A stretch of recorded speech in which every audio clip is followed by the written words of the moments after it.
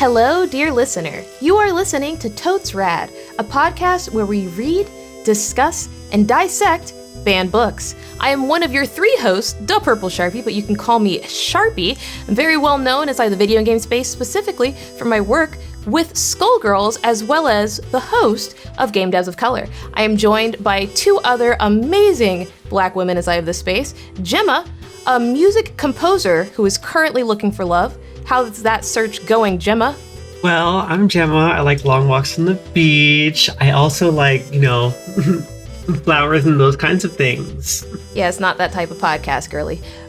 We are also joined by Jazz, who is a game developer and a U-Haul archivist. Jazz, I want to thank you so much for the very important work that you're doing to make sure that we never forget anything about U-Haul. Yeah, it's America's moving adventure. We are currently covering White Rage, The Unspoken Truth of Our Racial Divide by Carol Anderson. This episode will be going over Chapter 1, titled Reconstructing Reconstruction. I want to kind of start with you here, Jazz. What were your thoughts on this chapter overall? Well, this chapter was of particular interest to me as a amateur historian of 19th century racism.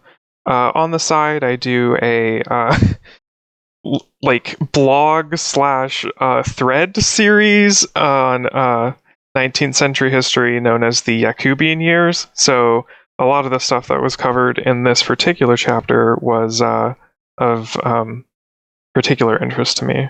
You know, the opening statement of this chapter is James Madison called it America's original sin, chattel slavery. And with an opening like that, you really know you're going to get the full brunt of everything. If the prologue didn't warn you that you were about to jump into something really real very quickly, this episode does it overwhelmingly. Gemma, what were your thoughts on this chapter? Yeah, I really liked the way how she frames it not just as the ending of slavery, but truly the regression into an almost slavery-like state that we kind of got into towards the end of Reconstruction, and truly how Black people were systemically disenfranchised from any advancement that they might have been able to take. The prologue ended with that amazing alliteration illumination section where she says, here's the truth, here's the truth, here's the truth. This starts by recounting the facts of the truth, which was something I was really looking forward to after reading that prologue. Much of this chapter doesn't necessarily focus on Abraham Lincoln, who, Jazz, I want to go back to you after I finish the statement, because I have a very important question for you after I finish this. But Abraham Lincoln was not the hero that everyone tries to make him out to be. Dr. Anderson is very, very vocal about it inside of here. It goes on to talk about Andrew Johnson and how he dealt with the concept of Reconstruction and what essentially the vibe was inside of very rich, educated white circles for Congress and in parts of the South. Most notably, something that really, really stuck to me was when they were talking about a Supreme Court justice was actually astounded by some of the entitlement that came from former plantation owners after slavery was outlawed. But we will get into that. Jazz, I'm now going to go back to the thing I shortly alluded to earlier. Inside of the first bit of this chapter, we do talk about Abraham Lincoln, and we do discuss some of the thoughts that he had. Yes. Around slavery. Yeah, it's really interesting because I guess what a lot of people don't know is that a lot of American abolitionists didn't really, even though they thought that slavery was evil and bad, obviously, they didn't necessarily want to live with Black people. Mm-hmm. So a lot of different proposals were sort of put forward. Abraham Lincoln was actually planning on freeing the slaves and moving them to a new state in Panama. Yep.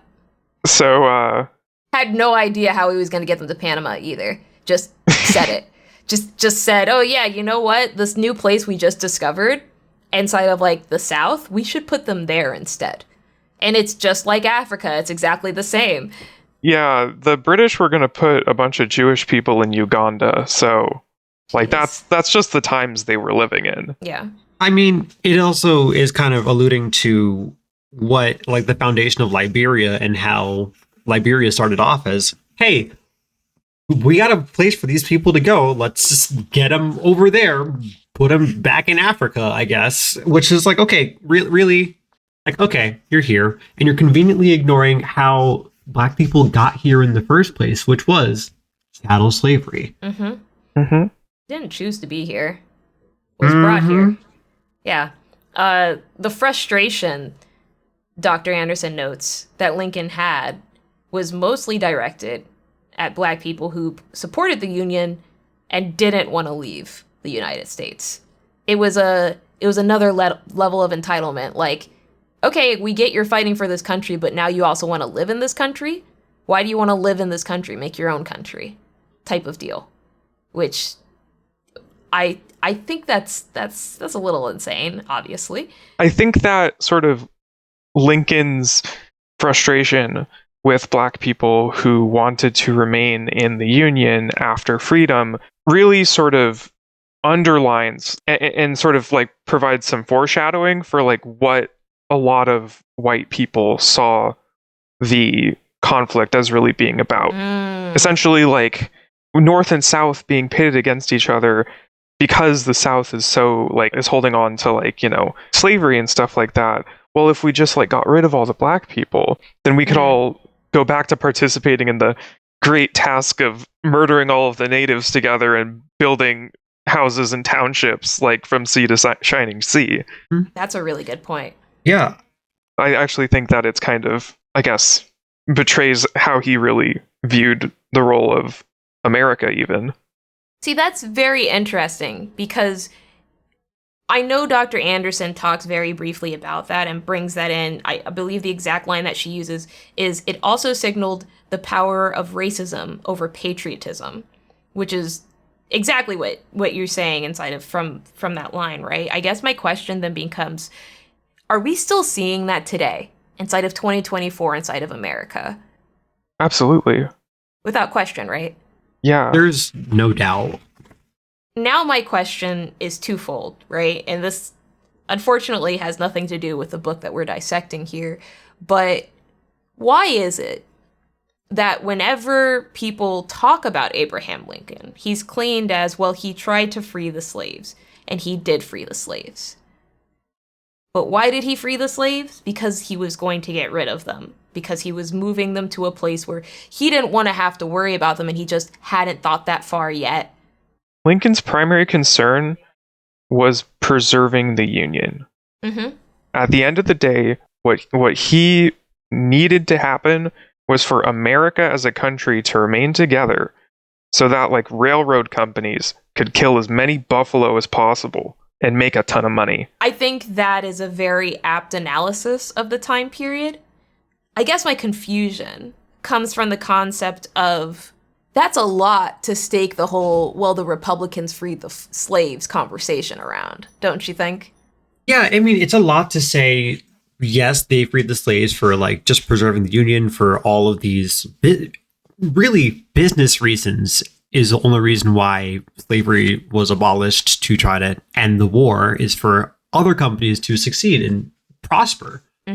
And I think this is a line, I don't know where exactly it is, but there's a line in the book that says, Lincoln convinced himself that the war was only about preserving the Union of the United States. And in doing so, he allowed the atrocities of slavery to continue past its abolishment. And I know how she, Dr. Anderson will get into it later in the book, but she elaborates on how Reconstruction effectively was saying, okay, how can we codify slavery in different words? Yeah. How can we keep this group in a state where they are still working on our fields, still working on our plantations, with truly just a different title? Based upon a lot of this book, it really does make it seem like Lincoln is just a white guy in a position of power trying to get these very, very valuable states back inside of the Union. There's a point in time, hey, by the way, all you have to do is just declare that you're loyal to the United States and adopt the 13th Amendment, and we'll take you back. That's it. That's it. We'll call this war all done. I would actually challenge the declare that you're loyal. Only 10% of eligible voters needed to declare that they were that's loyal. Right. You're so correct. You're so correct. It wasn't even the entirety of their state or a majority. Not even nowhere 40%. near a majority. 10%. Nowhere near. Yeah. So 90% could still be like, hey, by the way, you know what? That Civil War thing we had going on, we can plot that. We can plot that again in another 4 years. And Lincoln was really counting on that 10th dentist, huh? He was doing a lot. There are several reports, one inside of here, where he says, as one South Carolinian explained in 1865, I get up at 4:30 in the morning and sit up till 12 midnight to hate them. Just to hate. Just to despise the Union. Just to despise the fact that they hate us and call us backwards and everything like that for having slaves. And I'm like, geez. And I know we talk very frequently, as we quote Dr. Anderson from this book, about some of these insane quotes from people in like that early part of the century. But I actually did look up some of the footnotes that she included from here, and I was more than disgusted by the full quotes, and very thankful that Dr. Anderson redacted what she did, because it's disgusting. It's that full quote has so much explicit language. I don't even know if I can redact the sentence and still have it on this podcast. Yeah, like that just really tells you what they were fighting for, you know? It's really difficult reading a lot of these quotes, and I think it's like really interesting talking about how, you know, this is a podcast about like banned books. This is like a book that people often cite as saying like, oh, these are the books that are teaching, you know, white children to hate America. Mm-hmm. And it's like, it's all she's doing is like just literally printing out like things that are on the public record as people having said these things. Yep. She's literally like, just telling history again. If someone did this about where paper came from, there would be no question, you know? But on that topic, let's get into it. Why do we believe, especially now that we're one chapter into it, and we're not even halfway done with the chapter at this point, by the way. We're only like a third into the chapter. Yeah. Jazz, how do you think someone who at this point now has read the entire prologue, it is now 1/3 into chapter 1, how are they feeling right now? Well, they've basically been confronted with an accusation that Abraham Lincoln was actually going to have a very disappointing policy when it came to what happened with freed slaves. They're reading all of these like slur-filled statements from these like racist people who like basically like pledged their lives that they were going to like rebuild this like slave empire. Mm-hmm. Like it's really hard stuff to read, and really like it makes you feel gross. And like the way that people like laid down to them and just let them continue in their hatefulness and stew really makes you feel not good. I am not, nor have I ever been, in favor of bringing about in any way the social and political equity of the white and black races. Abraham Lincoln said that. And that's a pretty apt quote to give the man who, quote unquote, freed the slaves in order to get more manpower for a war that he was actively losing. But like Texas lawmakers would have us believe like, oh, well, actually what this book is teaching us is to be too ungrateful to this man who freed the slave. Yep. Instead of just recounting the actual history. It would cause you to very possibly think that the same people who are banning this book know that this is the history and are outlawing it for their safety. The Daughters of the Confederacy truly did a number on the course of American history. Oh, for sure. And I think that's one of the most shameful things that we have to, as a country, that's one of the most shameful things that we've ever allowed. I mean, truly, I'm sorry, preaching. You gotta get into it now, girly pop. You gotta get into it now. You started it. Let's go there. I mean, truly, if you look at the way that this book is positioned, yes, she is just recounting what has happened and what has already been recorded. Mm-hmm. Yet, the people who are saying we don't want to see this in schools, we don't want to see this history taught, they want us to believe that Lincoln is this white knight savior who freed the slaves and magically everything was better. Yet, we have this disconnect of the pathway from emancipation to all of a sudden, seemingly, Brown versus Board of Education has to become a case. Mm-hmm. So, and I kind of very briefly want to talk about the time in between Brown and Board of Education, because that's where we go with the next half, or the next 2/3 of chapter 1.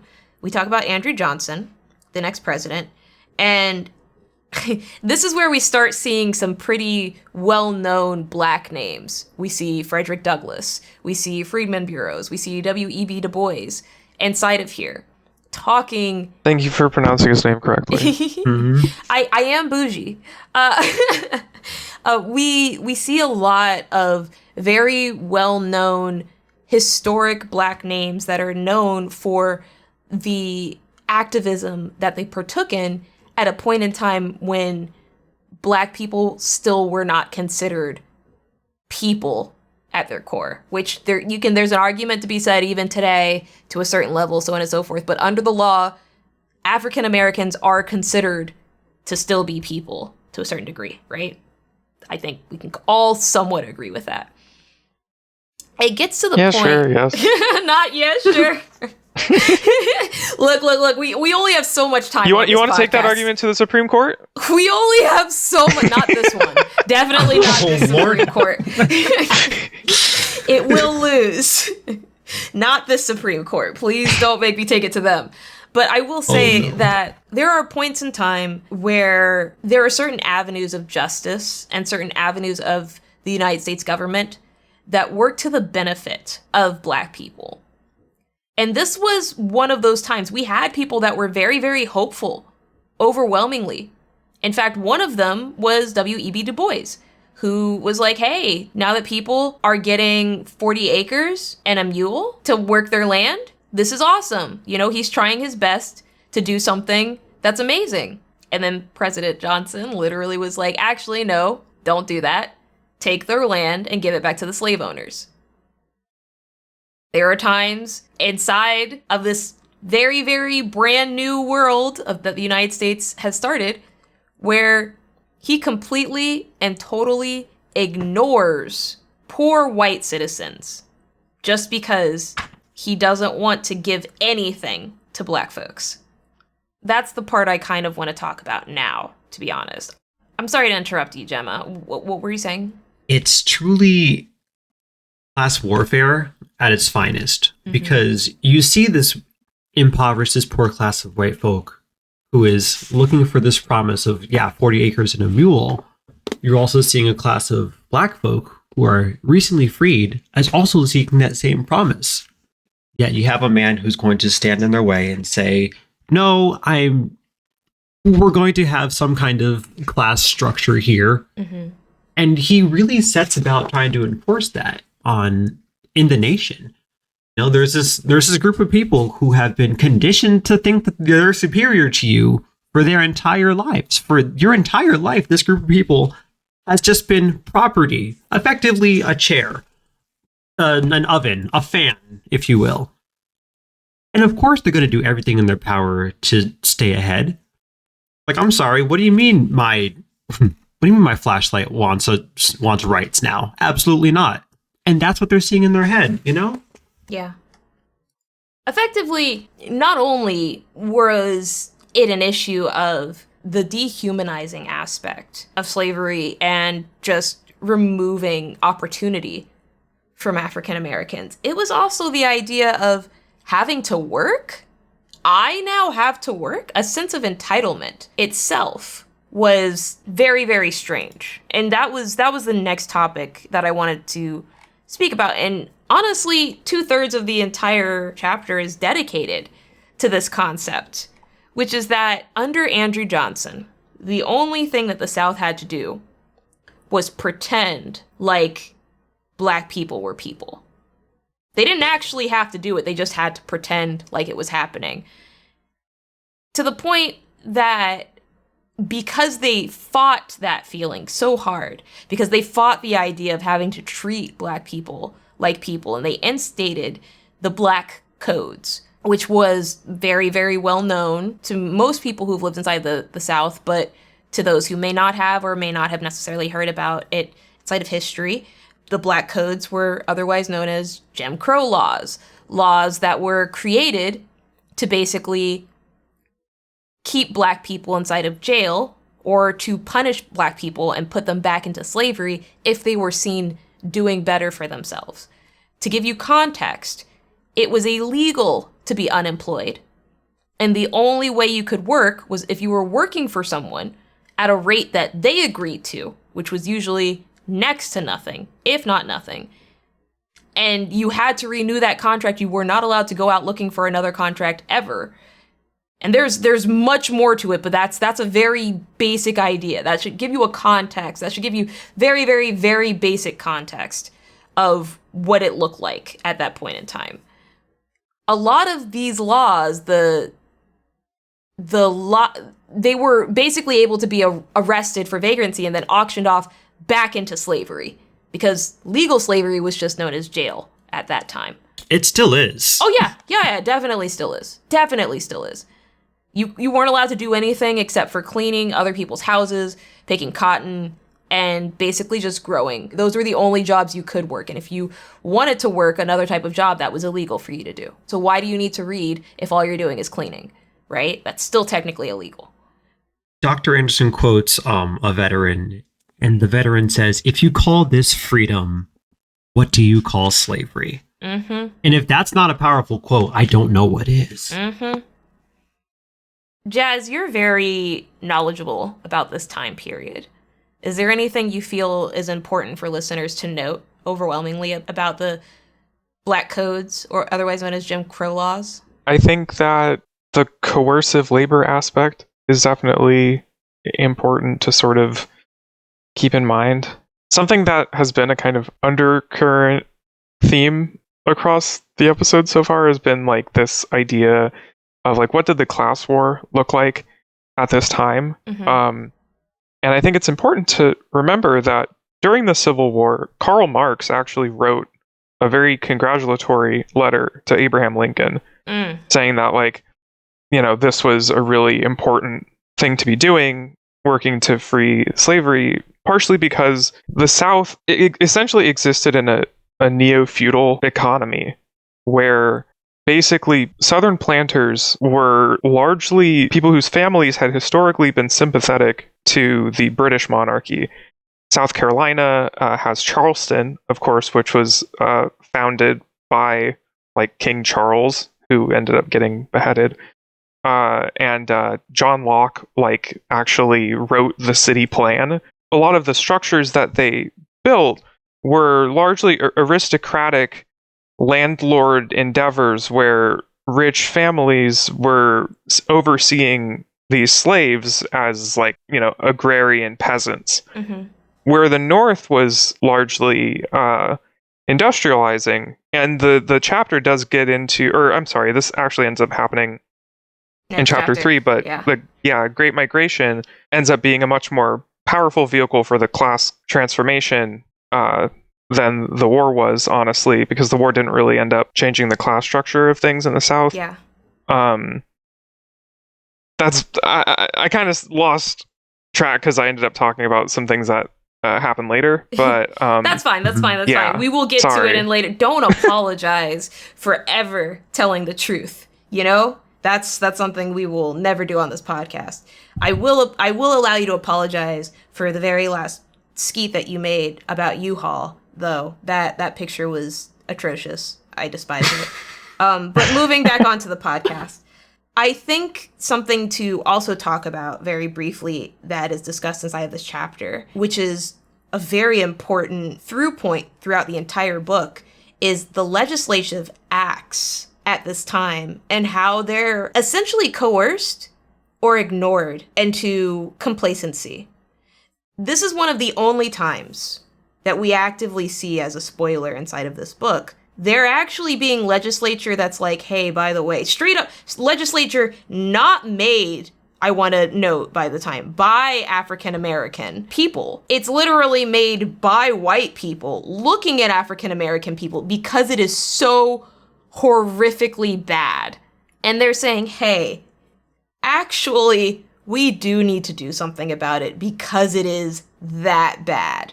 The judicial system essentially is allowed to ignore it because the President of the United States says so. Because the state courts are allowed to ignore the federal courts, and the federal courts are like, actually, we don't want no smoke with them state courts.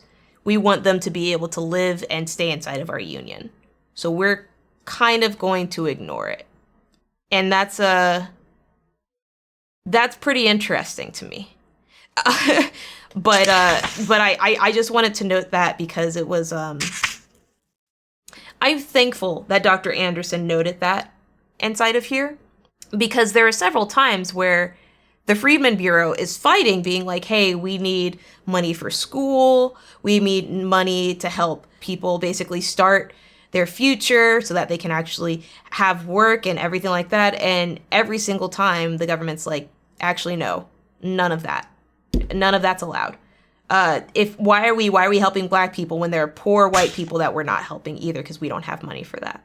I think that it's actually really interesting. I think that the Freedmen Bureau actually held a very sort of revolutionary promise in what it was setting out to do. Mm-hmm. In codifying, because they had to sort of literally build black people's humanity from square one. Mm-hmm. These were people who were literally, as Gemma said, could have been chairs, lamps, literally slaves don't mean anything, right? They literally have to write on a piece of paper this 13th Amendment, this 14th Amendment, all of these things that are saying, okay, black people, they are humans and they have rights, and going from there, kind of talking about, okay, well, the Freedmen's Bureau, what do we need to sort of provide for the social development of these people who are brand new to the concept of being known as people? Mm-hmm. When they talk about, okay, well, we need to provide them housing, we need to provide them with education. Saying that the government needs to provide things for people is crazy, mm-hmm. right? Mm-hmm. And it's no wonder that they were shut down so hard because it's really interesting how it's okay, we're not even helping poor white people do it. So rather than even say okay, well, let's open this up to everyone, they say, well, we're just going to shut this down. Yep. Because it's okay, this actually, there's something here that could be very scary to people who are in power. Yep. In fact, this chapter actually closes by talking specifically about something of which we're all very familiar with as black people inside of this country, but listeners may not be aware of, which is a poll tax. The concept of having to pay a fee in order to actually vote. This was a Supreme Court decision made in Williams versus Mississippi back in 1898, and the Supreme Court justice actually unanimously voted for this law to go through, stating that it does restrain discrimination against the Negro race, but they wanted to find something specifically, overwhelmingly, that discriminates against its Negro characteristics, specifically poverty, illiteracy, and more poverty. In fact, only 3%, it didn't just stop, this is a prime example of it not just stopping black folks, but also stopping poor people, the class system, overwhelmingly here. right? They say the thought process is that as late as 1942, only 3% of the entire voting age populace could actually vote inside of a poll tax state. The fact that this is the basis for, like, even the term getting grandfathered in, that was news to me. I may not know the history of our language all the time, but learning that and realizing, oh, that's where it came from. And once again, having more evidence for everything in America just gets traced back to slavery one way or another. Yep. That's the real issue, right? That's the thing. It was disheartening to an extent. I was like, wow, we really have this original sin so deeply ingrained to the culture and the foundation of this country. Like, is there any way to possibly atone for that? It really becomes a question of, do we really want to solve the issue that we created by enslaving an entire ethnicity of people and then claiming that they were not human, removing their humanity for generations? Several generations. Like, I think the thing that a lot of people forget is that most people are only 2 or 3 generations removed from slavery. Like, that's all it is. My grandfather's grandfather was a slave. Yes. Yeah. Yes, my great-grandfather and my great-grandmother were slaves. I'm sorry. They weren't slaves. They were born to people who had recently been freed as slaves. And the fact that we, as descendants, still have those stories to tell. Very powerful. People like to pretend like this was so far in America's history, when in reality, no, it was not. There was a lifetime between the abolition of slavery and, like, today, pretty much. That is it. So we're kind of coming up close on time, and I know we just touched on a really, really important topic, which is to say, we're not that far. We're not that far away from a point in time when it was literally illegal for Black people to do anything other than clean up someone's house or remove fruit or vegetables inside of certain parts of America. We are honestly a little bit under 150 years away from that. So now my question becomes, what do we have to look forward to inside of the remainder of this book now that we've established the space? What else could we possibly cover now that we have even this very basic foundation that Dr. Anderson alluded to inside the prologue? I kind of want to start with you here, Gemma. What are you expecting inside of chapter 2? I am expecting, kind of go back to the title, more instances of that white rage. More instances of the anger that someone might have a leg up over them when they don't feel like that is earned, when they don't feel like it's deserved. You see, Andrew Johnson having all of this animosity, all of this hatred for people who he feels are getting government help, and he does everything in his power to stop that government from helping these people. As we go into chapter 2, we're going to see even more instances of the bureaucracy and the legislative and the judicial ways that white rage manifests. I would agree with that assumption, exclusively because this chapter was so focused on the judicial side. I would be surprised if we didn't see more of that in the very next episode. Jazz, thoughts, predictions? Well, I think that something that is going to be sort of a growing theme over the next chapter, like this chapter covers in quite extensive detail, like just how bad the South was. I think we're going to start to get hints in the next chapter that the North was not exactly a shining beacon of safety either. I'm excited to see that as well. Well, dear listener, we have come to the end of this episode of the podcast. The easiest way to support the podcast is by leaving us a 5-star review on Spotify and Apple Podcasts. You can follow Gemma on Blue Sky, or by visiting her website at gemmaanderson.com. Jazz is exclusively on Blue Sky at jazzpomegranate.bluesky.social, and you can find me, DaPurpleSharpie, on Blue Sky or my website at sharpiepls.com. The official podcast art was designed by sillymeowmax.bluesky.social, and our jazzy intro/outro music was composed by Gemma Anderson. Did you have an idea for a new book we should cover? Shoot us a message on Blue Sky at totesrad.bluesky.social and use the hashtag TotesRadPodcast. Until next time, dear listener, keep thinking. It'll help you one day.